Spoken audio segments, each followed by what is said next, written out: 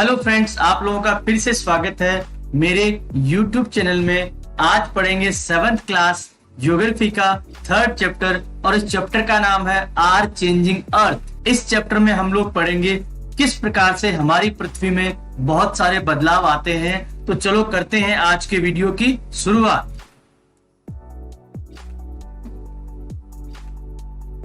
सबसे पहले हमें ये जानना जरूरी है कि हमारा जो लिथोस्फीयर है, जिसपे हम लोग रहते हैं, अपने घर बनाते हैं, सड़कें बनाते हैं और भी बहुत सारी चीजों का निर्माण हम लोग करते हैं, वो जो है कई टुकड़ों में बटा हुआ है, कई प्लेट्स में बटा हुआ है। और ये जो प्लेट्स होते हैं इनको हम लोग लिथोस्फेरिक प्लेट्स कहते हैं। जैसे आपके सामने एक पिक्चर दिखाई दे रही है, उसमें आपको दिखाई दे रही है अलग अलग प्रकार की परतें, जिसमें लिथोस्फीयर है, एस्थेनोस्फीयर है और मैग्मा भी आपको दिखाई दे रहा है। यहाँ पे वोल्केनिक आर्क भी आपको, ओशियंस और ये सब चीजें आपको दिखाई दे रहे हैं। आपको ये जानकर बड़ा ही आश्चर्य होगा कि हर साल जो है ये जो प्लेट्स हैं बहुत ही कम मिलीमीटर्स में खिसकती है, जिसका हमें पता भी नहीं चलता है। और ऐसा इसलिए होता है क्योंकि उसके अंदर जो मैग्मा होता है वो हमेशा हिलता डुलता रहता है और इसी मैग्मा के कारण ये सारी प्लेट्स भी हिलती रहती है। इन्हीं प्लेट्स के मूवमेंट के कारण हमारा पृथ्वी का जो सरफेस है, जो धरातल है, उसमें कई प्रकार के बदलाव आते हैं। तो हमारे पृथ्वी के धरातल में किस प्रकार के बदलाव आते हैं वो हम सब लोग अगली स्लाइड में देखते हैं। हमारी पृथ्वी पे जितने भी बदलाव आते हैं वो किसी न किसी प्रकार के फोर्स या बल के कारण आते हैं। इनको हम लोग दो भागों में डिवाइड कर सकते हैं। पहला है इंडोजेनिक फोर्सेस और दूसरा है एक्सोजेनिक फोर्सेस। जैसा कि बिल्कुल नाम से स्पष्ट हो रहा है, इंडो का मतलब होता है इनसाइड, इसका मतलब अंदर से आने वाले फोर्स या बल, और दूसरा है एक्सोजेनिक। एक्सोजेनिक का मतलब होता है आउटसाइड, मतलब बाहर से लगने वाले फोर्स। तो एंडोजेनिक का मतलब अंदर से लगने वाला बल और एक्सोजेनिक का मतलब बाहर से लगने वाला बल। अब इंडोजेनिक में होता है sudden forces, diastrophic forces, building mountains, earthquake, volcano, landslides. और एक्सोजेनिक में होता है इरोशनल एंड डिपोजिशनल, जिसमें क्या होता है रिवर, विंड, सी वेव्स, ग्लेशियर्स। इन सब चीजों को हम एक एक करके देखेंगे। अभी आपको ये बता दूं, इरोजन और डिपोजिशन का मतलब है किसी मिट्टी का, पत्थर का कटाव होके आगे चले जाना, और डिपोजिशन का मतलब है जमा हो जाना। और बाकी सब जितने भी ये पॉइंट दिए हुए हैं उनको हम लोग आगे पढ़ेंगे। सबसे पहले मैं आपको बताऊंगा इंडोजेनिक फोर्सेज। जैसा कि मैं आपको बता चुका हूं, इंडोजेनिक फोर्सेज का मतलब है अंदर से दबाव लगने वाला फोर्स।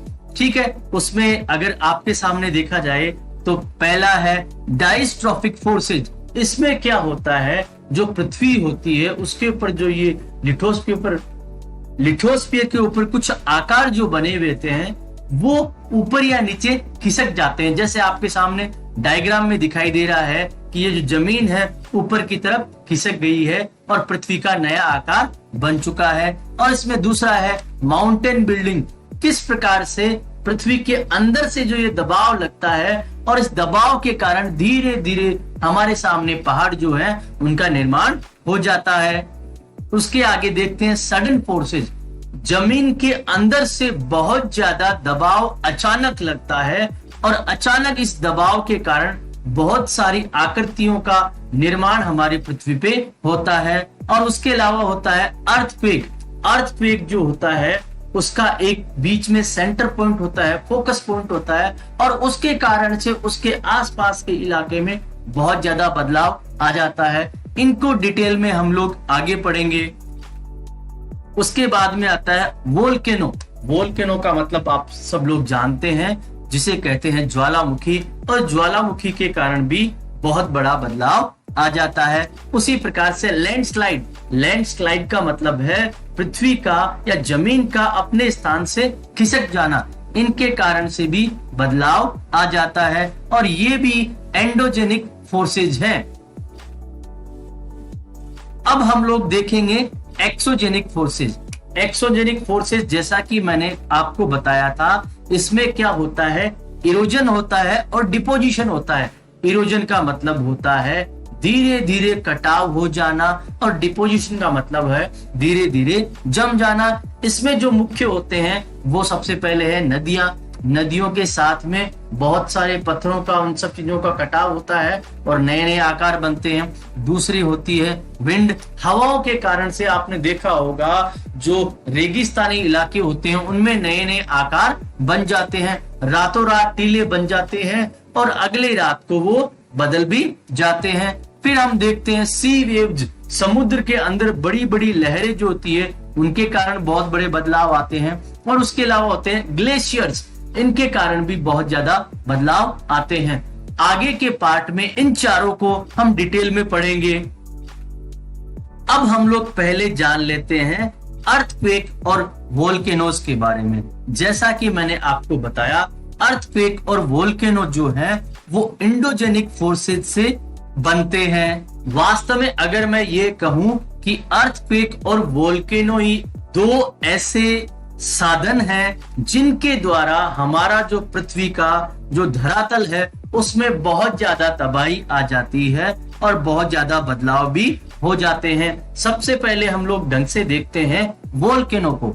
वोल्केनो जैसा कि मैंने आपको बताया, ये एक तरह का ज्वालामुखी होता है। इसके अंदर क्या होता है, मैग्मा होता है। वो मैग्मा धीरे धीरे बहुत ज्यादा गर्म हो जाता है और गर्म होने के बाद में धीरे धीरे जो ऊपर जो इसका क्रेटर जो होता है, इसका मुख जो होता है, उससे ये बाहर निकलता है। उसमें पहले गैसेस निकलती है, फिर राख निकलती है और फिर धीरे धीरे इसके अंदर से लावा निकलता है और ये बहुत सारी चीजें इसके अंदर से निकलती है और पृथ्वी में नए नए प्रकार के आकार इसके कारण जन्म लेते हैं। वोल्केनो में जैसा कि आप लोग जानते हैं, नीचे एक मेंटल की परत होती है, उसके ऊपर क्रस्ट होती है और ये सब धीरे धीरे दबाव के कारण से इस लावा को, इस मैग्मा को बाहर निकालते हैं जो नए नए आकारों का निर्माण करता है।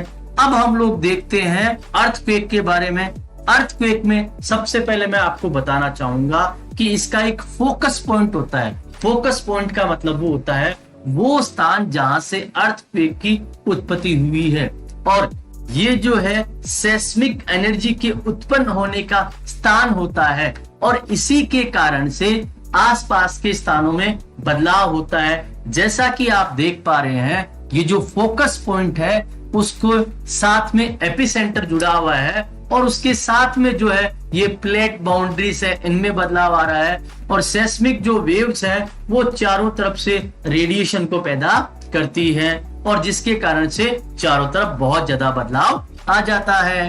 अब हम पढ़ेंगे मेजर लैंडफॉर्म्स। मेजर लैंडफॉर्म्स में अगर मैं बातें करूं तो क्या होता है, जो सुंदर सुंदर प्यारी प्रकृति हमें हमारे सामने दिखाई देती है वो दो कारणों से निर्मित होती है। पहला कारण है वेदरिंग और दूसरा कारण है इरोजन। पहले मैं आपको बता दूं वेदरिंग क्या होता है। वेदरिंग जो होता है उसका मतलब है छोटे छोटे पत्थरों का या चट्टानों का टूट जाना। हमारी पृथ्वी की सतह पे छोटे छोटे पत्थर, छोटी छोटी जो चट्टानें होती है वो जब टूट जाती हैं उसे कहते हैं वेदरिंग। और इरोजन जो होता है, इरोजन का मतलब होता है कि पानी के साथ में इन चीजों का बह के एक स्थान से दूसरे स्थान पे चले जाना। हो सकता है ये पानी के साथ बह जाएं, हो सकता है ये हवा के साथ बह जाएं, हो सकता है ये बर्फ के साथ बह जाएं। तो यहाँ पे दो मुख्य बातें हमने सीखी है, वेदरिंग और इरोजन। अब क्या होता है, ये जो इरोडेड मटेरियल होता है, ये जो बह जाने वाला जो सामान होता है वो धीरे धीरे पानी, हवा आदि के साथ में एक स्थान से दूसरे स्थान पे चला जाता है और वहां पे जाके ये डिपॉजिट या इकट्ठा हो जाता है और इसी प्रकार से नए नए आकारों को जन्म मिलता है। अब हम जानते हैं नदी का इसमें क्या योगदान होता है। जो नदी जो बहती रहती है वो भी नए नए आकारों को जन्म देती है। जब नदी एक स्थान से दूसरे स्थान की तरफ गिरती है तो ये बड़े बड़े मजबूत चट्टानों पे गिरती है और उससे नीचे ये घाटी की तरफ गिरती है और उससे बहुत बड़े वाटरफॉल या झरने का निर्माण होता है। जैसा कि आपको चित्र में दिखाई दे रहा है, इसमें बहुत खतरनाक मजबूत चट्टानें होती है और उसके अंदर जो नीचे जो होती है वो कमजोर चट्टानें भी होती है, जो धीरे धीरे पानी के बहाव से कट जाती है। जैसे ही ये नदी सामान्य स्थान, जिसे कि हम लोग प्लेन कहते हैं, वहां पहुंचती है तो ये मुड़ जाती है, और जैसे ही ये मुड़ जाती है तो ये किस चीज का निर्माण करती है? ये मेंढर का निर्माण करती है। जैसा कि आपके सामने चित्र में दिखाई दे रहा है, ये जो मोड़ से बने हुए हैं इन्हें हम मेंढर कहते हैं। और लगातार जो इरोजन होता रहता है, लगातार जो कटाव होता रहता है, और उसके साथ ही साथ जो डिपोजिशन यानी जमाव जो होता रहता है, वो इन मेंढर के साथ साथ में होता रहता है।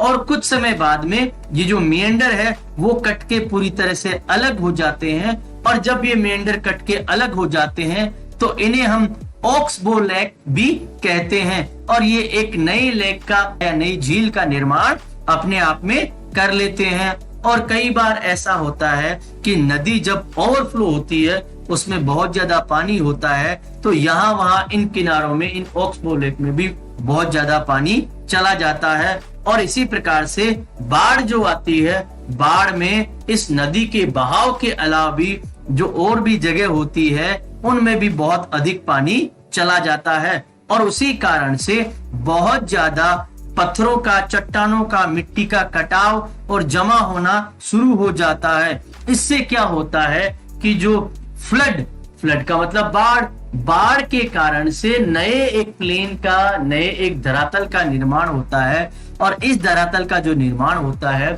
ये धरातल बहुत ही उपजाऊ होता है, ये खेती के लिए बहुत ही उपयुक्त होता है। इसे हम फ्लड प्लेन भी कहते हैं। और जो उठे हुए जो हिस्से होते हैं इसके अंदर, उन्हें लेविस कहा जाता है। और जैसे ही ये नदी समुद्र के पास जाती है तो बहता हुआ जो पानी है वो कम होने लगता है।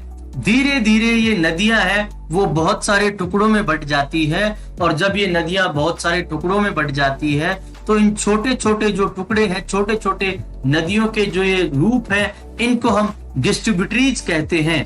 और दोस्तों, ये जो डिस्ट्रीब्यूटरी है ये अपना एक नया मुख बना लेती है, और यहाँ पे बहुत सारे छोटे छोटे कंकड़ पत्थर जमा हो जाते हैं। और जब यहाँ बहुत सारे छोटे छोटे कंकड़ पत्थर जमा हो जाते हैं तो इसे हम लोग डेल्टा कहते हैं। अब हम पढ़ेंगे सी वेव जो है वो धरातल में किस प्रकार से बदलाव करती है। जैसा कि आपने देखा है, इरोजन और डिपोजिशन, इसका मतलब कटाव और जमाव के कारण से धरातल में बहुत ज्यादा बदलाव आता है। समुद्र के अंदर जब लगातार पानी बहता रहता है तो वो क्या करता है, इन चट्टानों को धीरे धीरे काटना शुरू करता है, और उसमें छोटे छोटे जो क्रेक्स पैदा हो जाते हैं, और ये जो छोटे छोटे क्रेक पैदा होते हैं ये इन चट्टानों के नीचे से शुरू होते हैं, और इन्हें हम क्या कहते हैं, सी केव्स। ये छोटी छोटी गुफाओं का रूप लेते हैं, और धीरे धीरे पानी के बहाव के कारण ये जो सी केव्स हैं वो बड़े होते जाते हैं, और जब ये बड़ा आकार ले लेते हैं तो इन्हें हम सी आर्क कहते हैं। सी केव ही आगे जाके सी आर्क का रूप ले लेते हैं। फिर आगे जाने के बाद में कटाव और जो बहाव है उसके कारण से क्या होता है, कई बार केवल दीवारें ही बच पाती है, बाकी का हिस्सा जो है वो वहां से चला जाता है, और ये जो दीवारें बच पाती है इन्हें हम स्टेक कहते हैं। तो आप समझ लीजिए, सबसे पहले सी केव का निर्माण हुआ, उससे बाद में सी आर्क का निर्माण हुआ, और सी आर्क जब बहुत बड़ा हो जाता है, इन चट्टानों को लंबे लंबे टुकड़ों में बांट देता है, तो हम स्टेक का निर्माण देख लेते हैं। और इसी प्रकार से जब लंबी लंबी खड़ी खड़ी चट्टानें हो जाती हैं तो उन्हें हम सी क्लिफ भी कहते हैं, और इन्हीं सी क्लिफ के किनारे कई बीच का निर्माण भी हो जाता है। अब हम देखते हैं बर्फ जो है वो किस प्रकार से बदलाव करती है। ग्लेशियर्स जो होते हैं वो भी बर्फ की नदियां होती हैं, जो जमी हुई होती हैं, वो भी क्या करती है, बहुत बड़ी बड़ी चट्टानों को यहाँ से वहां हिलाती है। ग्लेशियर्स के कारण बड़े बड़े छेद हो जाते हैं, और बर्फ जो होती है वो इन्हें धीरे धीरे बड़ा कर देती है, और पानी के कारण ये सुंदर सुंदर झीलों में और पर्वतों में बदल जाते हैं। ग्लेशियर के द्वारा बड़ी बड़ी चट्टानें ले जाई जाती है और वो छोटी बन जाती है और समय के साथ में ये एक स्थान पे इकट्ठे हो जाते हैं, जिन्हें ग्लेशियल मोरेन्स कहा जाता है। अब हम पढ़ेंगे सैंड ड्यून्स के बारे में। जैसा कि आपने रेगिस्तानों में देखा होगा, बहुत तेज तेज हवाएं चलती है और बहुत तेज हवाएं चलने के कारण में मिट्टी के बड़े बड़े टीले बन जाते हैं और ये मिट्टी के टीले जो है एक रात से दूसरी रात में अपना स्थान बदल लेते हैं। रेगिस्तान में आप अक्सर मशरूम के आकार के जो टीले या चट्टानें आपको दिखाई देती है, जिन्हें मशरूम रॉक्स भी कहा जाता है। तेज हवाएं मिट्टी के इन टीलों के नीचे वाले हिस्से पे दबाव डालती है और उसके कारण से धीरे धीरे ये एक स्थान से दूसरे स्थान की तरफ चले जाते हैं और इसके कारण से नए नए आकारों का निर्माण होता है। और ये जो नए नए आकारों का निर्माण होता है, इन्हें हम मिट्टी के टीले या सैंड ड्यून्स भी कहते हैं। जब इन सैंड ड्यून्स के जो हिस्से होते हैं वो बहुत ही बारीक होते हैं और हल्के होते हैं, तो हवा क्या करती है, उन्हें लंबी दूरी के लिए लेके चली जाती है और ये बहुत बड़े एरिया में फैल जाते हैं, जिन्हें हम लोएस कहते हैं। और ऐसे ही लोएस चाइना में बहुत ज्यादा मिलते हैं। दोस्तों, अगर वीडियो अच्छा लगे तो लाइक और शेयर जरूर करें। चैनल को सब्सक्राइब करना न भूलें। इस क्लास के और वीडियोस देखने के लिए डिस्क्रिप्शन बॉक्स में लिंक को जरूर देखें।